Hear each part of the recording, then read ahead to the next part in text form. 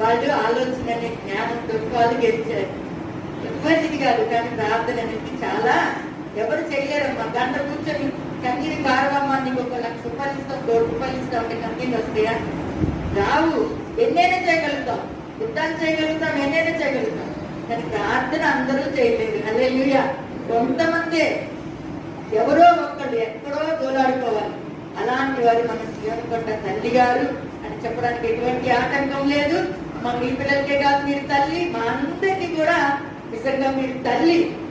మాకు జన్మనిచ్చింది ఒక తల్లి అయితే మమ్మల్ని పెంచి ప్రతిరోజు దేవుడి దగ్గర మా ప్రాణాల కోసం, మా క్షేమం కోసం ప్రార్థన చేస్తుంది సీయోను కొండ ప్రార్థన మందిర ప్రేమలతమ్మ గారని చెప్పడానికి ఎటువంటి ఆటంకం లేదని అందరికీ మనం గట్టిగా చెప్పండి.